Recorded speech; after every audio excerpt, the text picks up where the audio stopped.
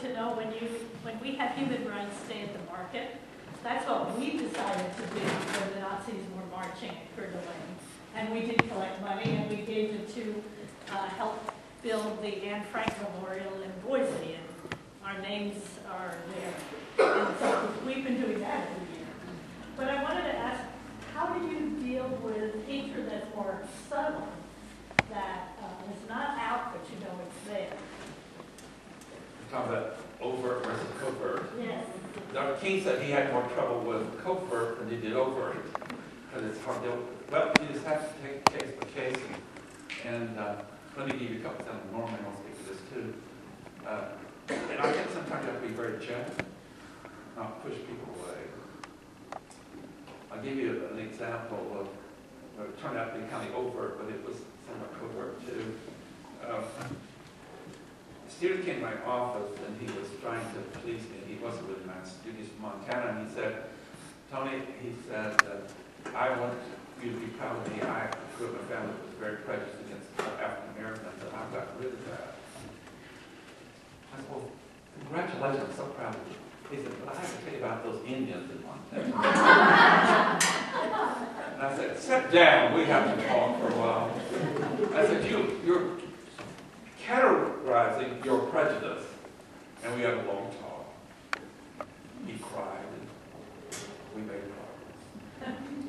So then another case that you kind of watched these, but I was in the student union with 5 students, and they were really neat friends of mine. And one of them,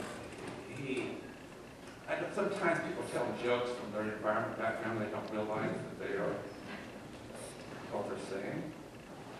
Once bothered me so much is somebody sometimes said, I do them down. I said, what did you say? Don't you know what that means? Well, no, I don't really know. So you deal with it. But this one student started to tell a racial joke, and I thought, I don't want to push him away. I want to help him, but how do I do this? I think real quickly, and I said to him, and the other 4 students, I said, you're about to tell something that's going to hurt me really bad.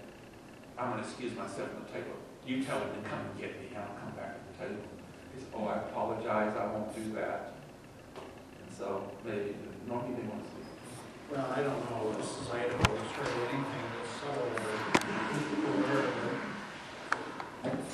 I think that I just make it real clear when I'm with strangers who I am, and most of the time they were more than happy to leave me alone. So there's to avoid, but I've been with people.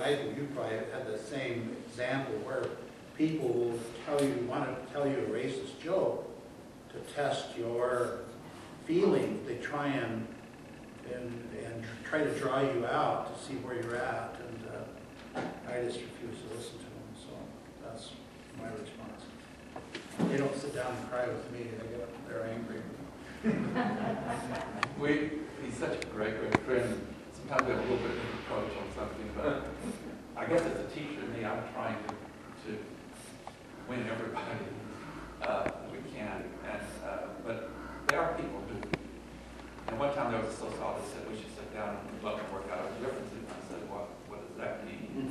You can't do that. He was a lost cause that. I said, what you would say, he'll quit bothering people of color, but he can also attack Jewish people. There's nothing to negotiate.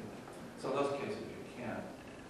But I do believe that a lot of people, we've had some other people that have been in the movement that came out.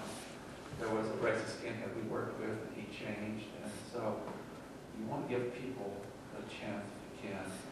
And when I was teaching, I would always tell students, you're free to say what you want to, you're free speech in the class, but I do want to talk to you about humans and what happens to them. I'm a storyteller, and the Southerners are, and I tell a lot of stories about how somebody had such pain. I used to say to my students, do you want to say things that someone walks away and they cry or they're in pain? And why don't you always ask them what they want to be identified as rather than you deciding for them? And sometimes you can reach a lot of people, young people particularly, saying, I have a lot of stories about pain that people have gone through. I will give you one quick example that I've shared a lot. I think it's really important. And I would tell in class without identifying the person. A lady came to my office once, and she was about 40 years old, coming back to college. She was Native American, and she had a terrible abusive marriage, and she was left with he left her dead, and she had faced really domestic violence, and also as a Native American woman, a lot of prejudice. I will never forget the conversation. She said, "Tony, I want to talk with you.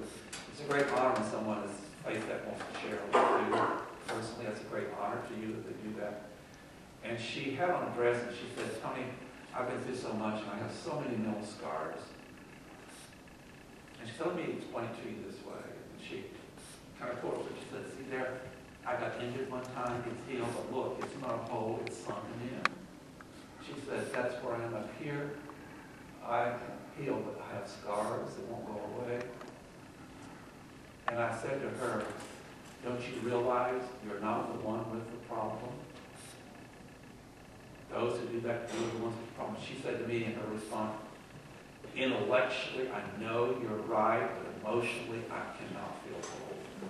And so I tell that story oftentimes to college students, people say, "Do you want to do that to someone? Do you want to put them in that situation for the rest of their life?" And so I think you can deal with the covert in that way. There's a lot of decent people who have grown up with some prejudice, but if you can get to them in that way, and they think, do you really want to hurt someone like this? And so as I said in the debate we were having with the candidate last fall, Tony always gets your question. And I said about a disagreement we were having over prejudice and bigotry. And I was personally being attacked, and I was making comments, and I wrote a rather long article, and I was trying to be compassionate. I said, "But I really want to speak with you people in my organization standing up for people's rights. What really is going to count at the end of life, more than anything else, is at the very end, you have to ask the question, how did you treat people in your entire life, and particularly did you become an ally for someone who was this?" That's one of my creeds. And a professor once said to me over lunch, he said, "I think I know your creed. You love to afflict the comfortable and comfort the afflicted." That's kind of a good creed. But those little off don't need your comfort. They need to do the right thing. Anyway, forgive me, but one time someone asked me a question, said, "Can you tell me in 25 words or less?" I said, "No, I won't answer this question. I have long answers." I'm going to ask you as an educator what you would regard as an appropriate strategy. I read a lot of the local letters to editors. I think the problem with LGBT issues for a lot of people is their understanding of Scripture and what it commands. And my Understanding of Scripture? what Was it Scripture? yeah, Okay. particularly Leviticus, but also in and I wonder, I mean, to me, it seems to me people who fall back particularly on Leviticus have a very undeveloped sense of scriptural authority and how to read Scripture. And The Old Testament. The Old Testament, too. yeah. And I wonder if it's appropriate in dealing with those arguments which you face up in Coeur d'Alene from a religious right. Point out, you might reconsider the way you approach these texts on a fundamental basis. Yeah, Or is that no answer to that. Norm has a I've dealt with that. They're a very specific issue. And in my humble, excuse me,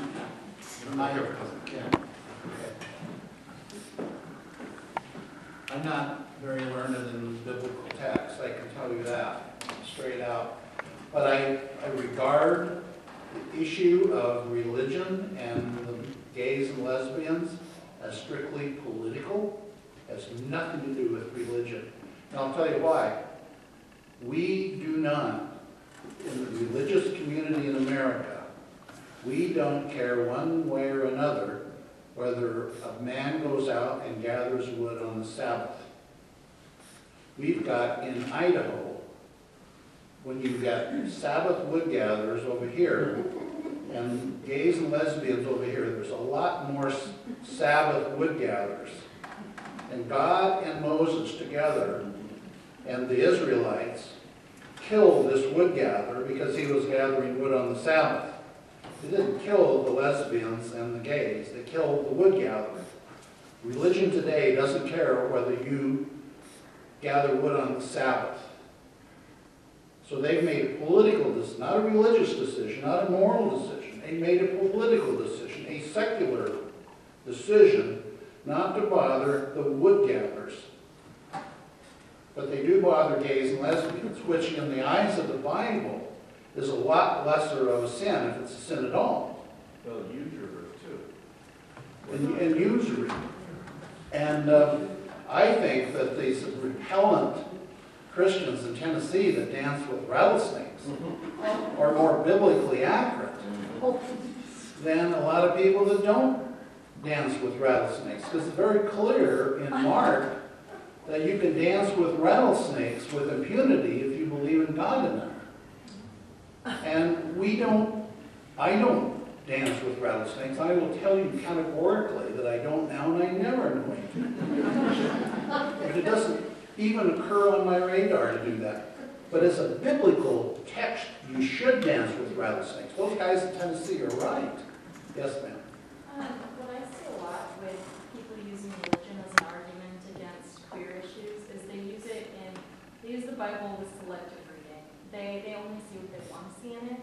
And I think when people treat religion as a tool against that, it is a political tool. They use what they want to see in it. They ignore the rest. It's got nothing to do. Ship them a rattlesnake in the mail. They'll understand. Here, this is this big diamondback. He's 6 feet long. You dance with this guy. And if at the end of that dance you still hit gays and lesbians, then I'll listen to you. Otherwise, And as a non-lawyer, I'll suggest you get in trouble if you do ship it. well, you can just hammer them. You don't have to say. You might be in trouble with that too.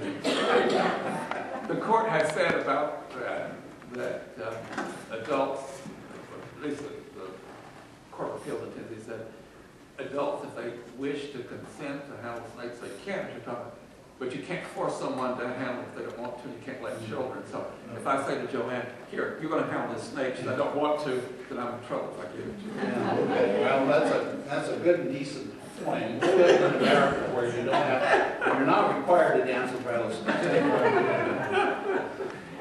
We have time for one more question. It's not really a question, but I think it's really a mistake to try to argue with scripture arguments with people in that case. I mean, you can do what you want to do, obviously, but, you know, secular arguments ought to be secular arguments, and we should be making these arguments in public policy terms and not in terms of what the New Testament said or the Old Testament said or the New Testament said. And I mean, obviously you have to deal with your friends the way you want to deal with your friends, but I think it's a mistake politically to do that. And so we really ought to concentrate on public policy types of arguments. I think that with respect to that, and I think you may well be right, but as a secular person, you can only deal with things from a secular fashion. So they have all day Sunday, they have Wednesday night, and television and radio, and so they have a lot of inherent advantages to their arguments. And if I can't engage them on that religious level, I've handicapped myself, and how people treat one another is an important issue. And I just say that no matter how allegedly heartfelt it is, most of the stuff is just, from my point of view, and I'm a secular guy, from my point of view, it is just politics. It is the union of, and forgiveness here, it's the union of the Republicans and the religious evangelicals have joined ranks on certain topics that they care deeply about. And I'm not suggesting they don't care deeply about it, But I don't think they care deeply on a religious level. I think they care deeply on a relevance level. The ministers that we dealt with up in Coeur d'Alene, I think that what I saw was this frantic effort to appear relevant. And they didn't want to let this issue go because it was, they felt empowered with this issue. And nothing that a minister hates more than feeling impotent over issues that they care about. And there's a lot of reasons to care about these issues without regard to one way or the other, without regard to religion. Speaking to your political point, if you are trying to build an organization that will enrich you, if you can find a characteristic that 10% of people have, that you can back up with some obscure Bible references, then you can say, come join me, you are better than these other people.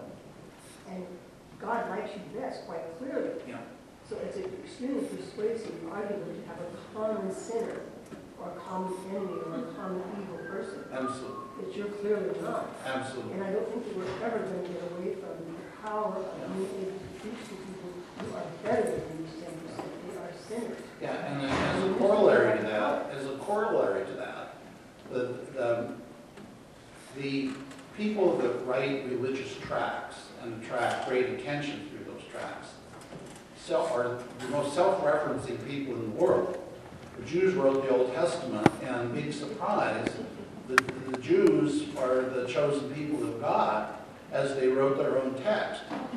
The Old Testament does not say the chosen people of God are the Newers of Africa, or the, whatever tribe, or the Native Americans of America.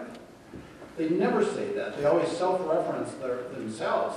Butler's religion was essentially a new one, and he was a sinless man because he referenced all of his acts as sinless acts. What a wonderful thing to retire and become sinless both at the same time. It was wonderful for him. All right, well, we should probably wrap it up because we want to give you time to look at the posters if you haven't. If you just came in late.